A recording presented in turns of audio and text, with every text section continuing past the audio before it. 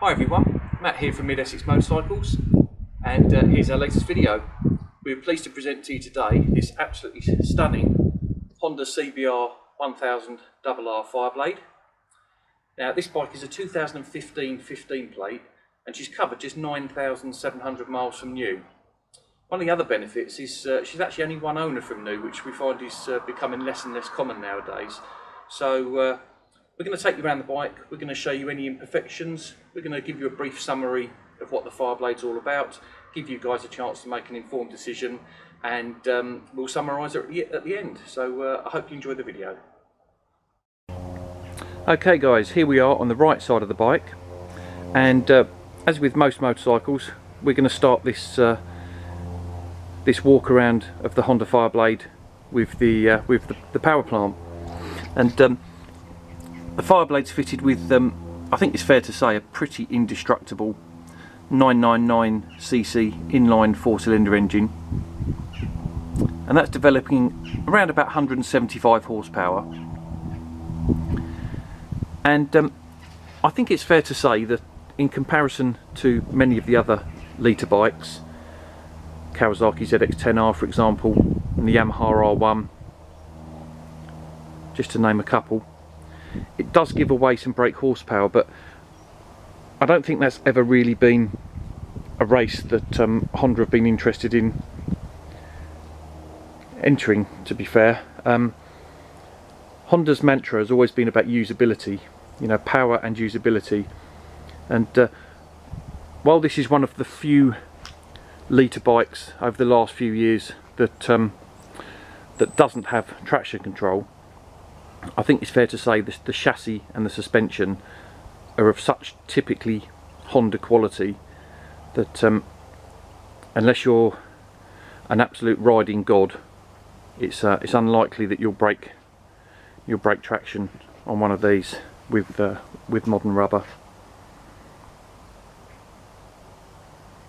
Okay, so we'll take you around the bike. First and foremost, we'll take you to the front wheel assembly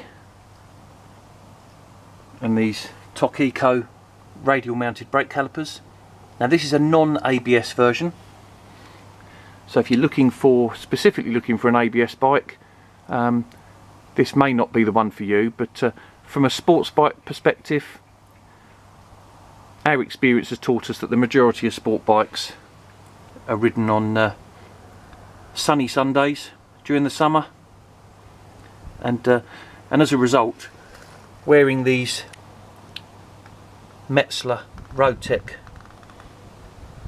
01 tyres, as it would with any modern sticky rubber, you'd really have to be going some to lock your front tyre on a dry day on a modern sports bike. And I think as a result the same probably applies to the rear tyre. As I say, no traction control on this model. Arguably this version of Fireblade is one of the last, dare I say, sort of pure 1000cc superbikes, where it's all about the quality of the ride, the suspension, and the rider, I guess, as to what sort of progress you can make. But again, as you can see, we've got Metzler Roadtech 01 tyres on the back. You'll see we've got some R&G paddock stand bobbins there.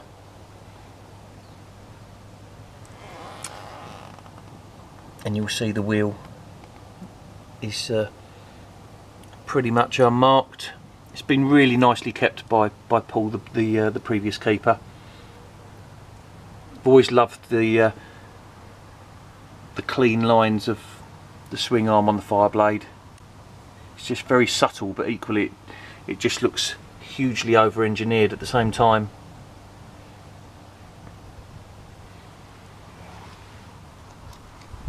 Now this is a facelift Fireblade, so this is effectively the last incarnation of Fireblade prior to the current model, which of course does have traction control but is fundamentally a different bike. So in 2012 if memory serves me correctly. The Fireblade was slightly revised as we take you around to the front of the bike to give these slightly sharper and more aggressive headlights, and just re-establish a slight point to the nose, which the model from 2008 up to 2012 was criticised by some, I have to say, as being a bit stubby nosed. But also the side fairing was changed, and you'll see that we've now got this open split in the fairing for cooling and aerodynamics. And as you'll see, this one's finished in the really lovely Honda tricolour paint scheme.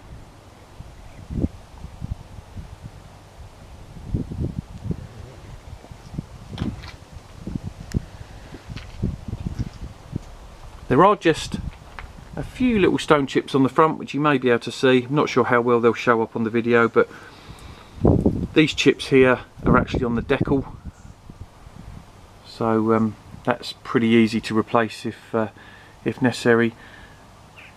And there are just a couple of very minor chips on the actual painted surface of the nose. But again, you have to look closely for them, and certainly nothing that detracts from the overall look of the bike.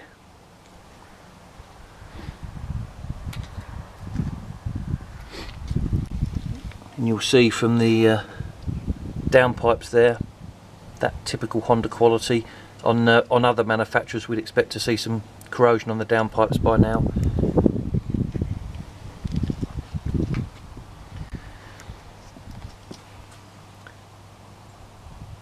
And as you can see, the side fairings free of any scuffs or scrapes. Again, if we're being really picky, just the odd little stone chip on the leading edge of the fairing here. Unlike some of the other 1000cc bikes that have quite a sharp profile to the front of their fairings, the Honda tends to wrap around, so it is prone to the odd stone chip. But again, nothing that you wouldn't expect on a 9,000 mile bike. More importantly than anything, as you can see, completely unblemished and damage-free engine casings and standard exhaust. Okay, take you up to the tank. As you can see, we've got stomp grip fitted, which may or may not be to your personal preference, but it does help with braking, and it also stops your leathers rubbing the paint off the tank. And as you can see, the tank is absolutely blemish free.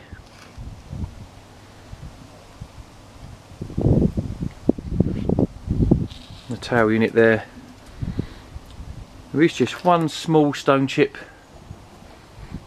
on the underside of the tail unit there, just above the light. Again, I'm being really picky, but that's the whole purpose of these videos, is to give you guys a genuine assessment of the bike, and that gives us a chance to have a look at the rear shock, which of course is fully adjustable, as are these shower forks.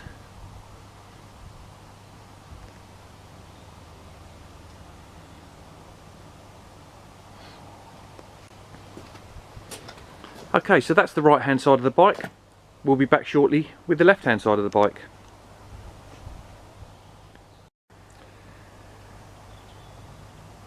So here we are at the left hand side of the bike,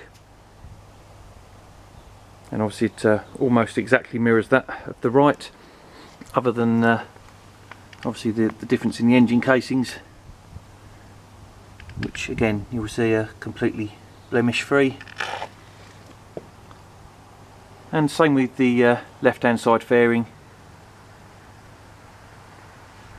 Again, just the very faintest They have little stone chips on that curved leading edge that we mentioned on the right side of the bike.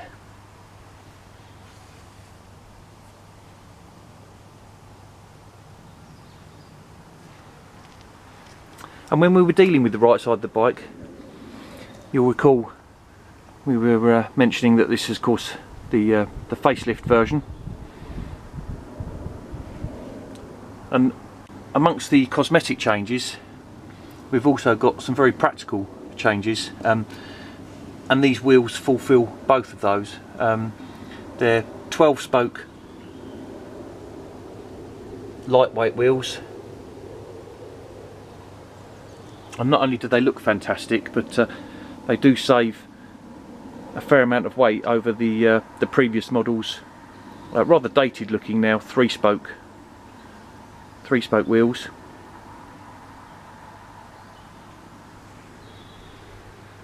And you'll see we've got a nice clean chain and sprocket assembly there, standard chain,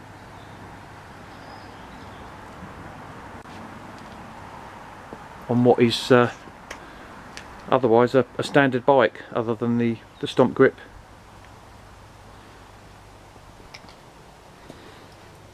As you can see, other than the fly that's decided to land on the fuel tank there, which we will supply free of charge if he wants to stick around.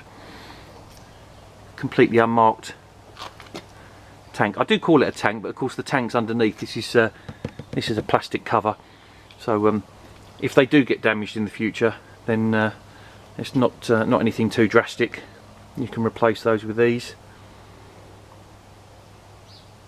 And again, the left side of that tail unit.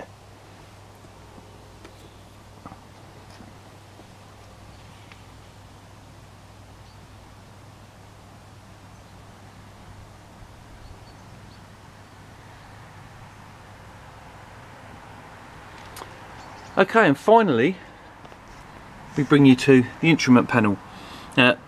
This was another change on the 2012 model year onwards, and you'll see we've now gone to a fully LCD instrumentation, and you can see there the mileage is 9,378. And we'll start her up for you in a moment, but just to prove a point, all our bikes are started from cold, so unless I've got asbestos hands, you'll see that I'm grabbing the downpipes there, and this is completely cold. And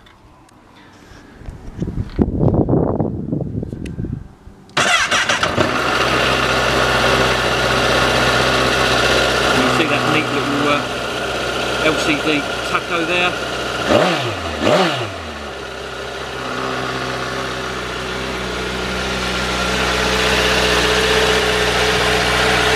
And that's what a standard Honda Fireblade sounds like.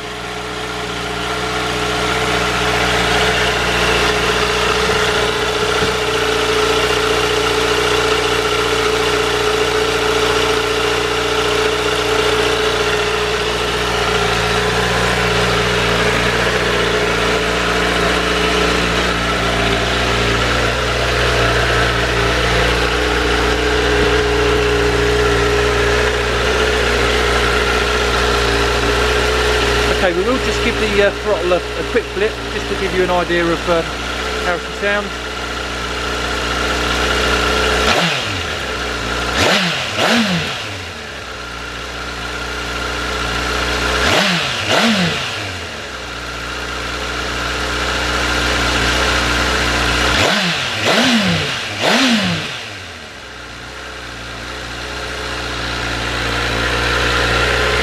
Just to confirm, it's a bit chilly out here this morning, so what you see coming from the exhaust there is most definitely condensation and not smoke.